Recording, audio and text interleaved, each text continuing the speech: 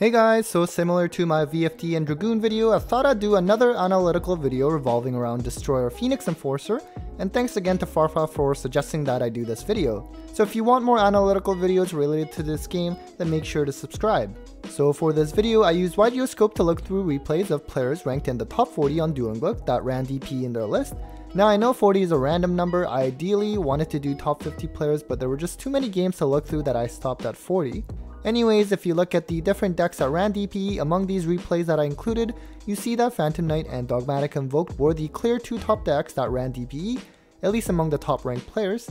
This was followed by Sky Striker at third and followed by Beat Troopers. In the other category, there were a few games included involving Tri-Brigade, Drytron, and Invoked Mech Knights that also ran DPE. I did notice that among players ranked between top 41 to 50, there were a lot more Tri-Brigade and Drytron DPE being played, but like I said, I didn't have the capacity to look through those as well. So in total, data from 249 games were included in this video, which includes games where our top players went first or second. Now we know that for most decks, there are two primary ways of summoning DPE, through either Anaconda or hard activating Fusion Destiny. So if we look at how DPE was brought out depending on the deck, starting with Phantom Knight, we see that there's a rough 50-50 split where they brought DPE out through Anaconda or Fusion Destiny, fairly evenly. While being a combo deck, they do seem to use up their deck spots for 3 copies of Fusion Destiny because DPE is pretty integral to their strategy, but of course, if they don't hard draw it, they can always bring it out through Anaconda. As for Dogmatic Invoke, they primarily brought out DPE through hard activating Fusion Destiny instead at about 78%. They still have the resources to be able to summon Anaconda to bring out DPE, but then that does kind of conflict with the Dogmatica engine. Next is Sky Striker, and I was a bit surprised that they brought out DPE with Anaconda about 39% of the time, because I thought they'd be similar to Dogmatic Invoke where they would primarily rely on Fusion Destiny. And keep in mind, I'll go over later in the video on how often they actually bring out DPE versus not.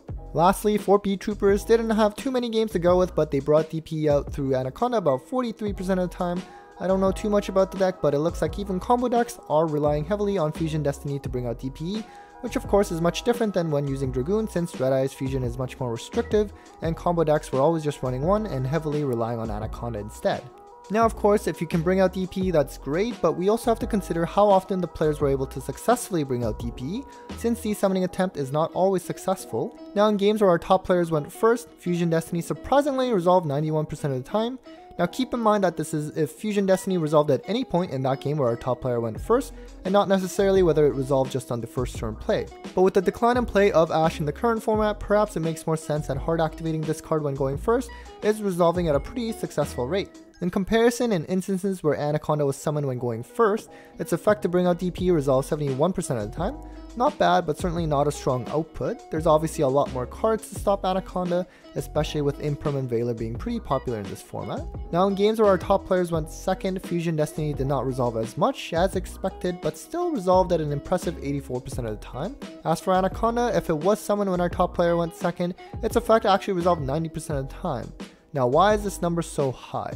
Think of it this way, if the top player managed to even bring out Anaconda going second, they probably had a good hand to be able to break the opponent's board.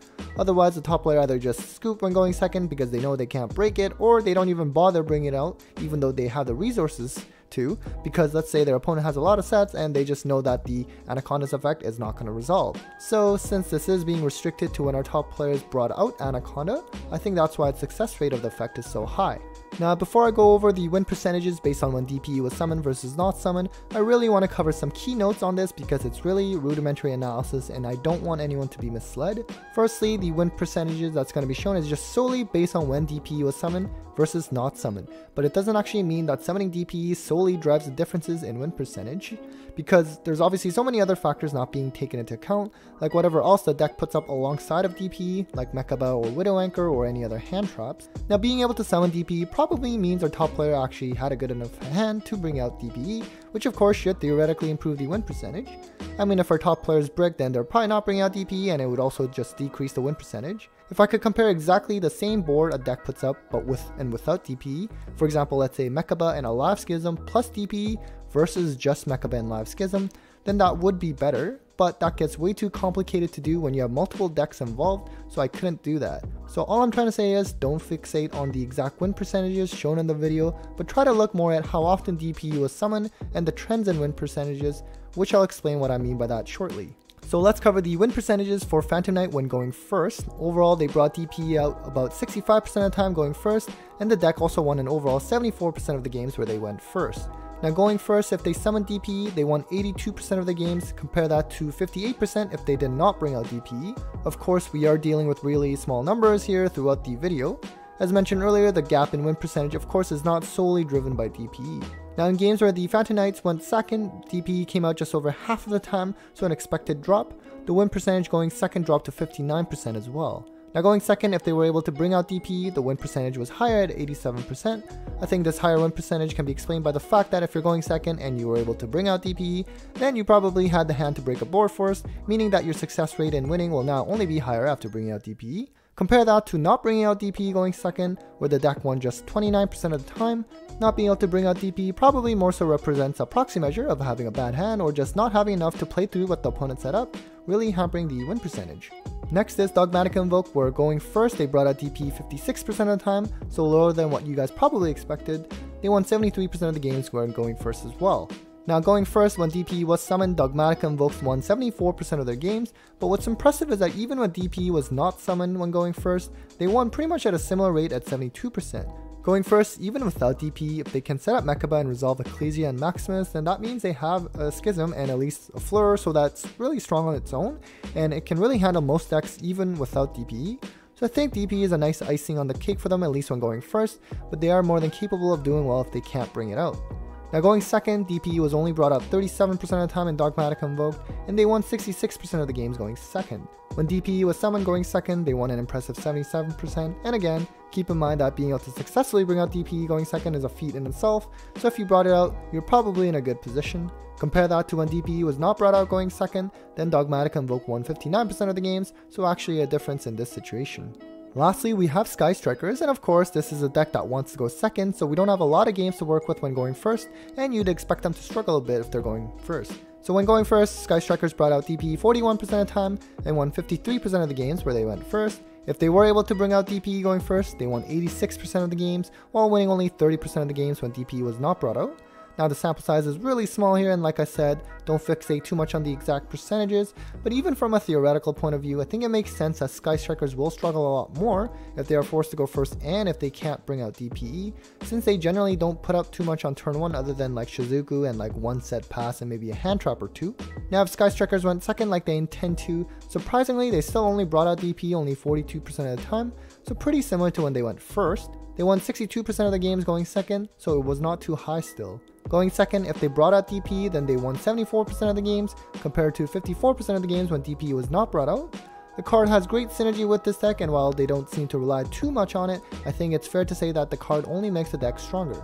Now I was also curious of how many DPE pops actually resolved when DPE was brought out. As you can see, almost 3/4 of the time the top players were able to resolve its pop at least once, with even 3 pops in 4% of the games. The DPE pop is certainly strong, especially when paired with Scythe, and not to mention that it keeps coming back for more pops, but clearly it does not actually pop multiple times too much because there are other interruptions to deal with it after all, not just Imperm or Veiler, but banishing DPE for example through Invocation or DD Crow to prevent it from coming back. Now if you look at the top players' win percentages based on the number of DPE pops involved, the win percentages for 0 to 1 pop was about similar, but the win percentage does increase a bit as you move towards 2 and 3 pops. While 3 pops led to a 100% win percentage, this was only based on 5 games, so obviously if we had a bigger sample, this would not actually stay at 100%.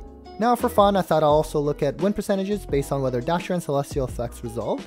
So in all of the games, both going first and second where DPE was brought out, the Dasher effect to summon a monster drawn on draw phase only resolved 8% of the time, certainly not an effect that's used often. In the small number of games where Dasher resolved, the top players won 80% of the games versus 78% of the games where Dasher did not resolve, so really there was no difference. Next, the more useful effect to draw with Celestial, this resolved about 22% of the times in games where DPE was brought out.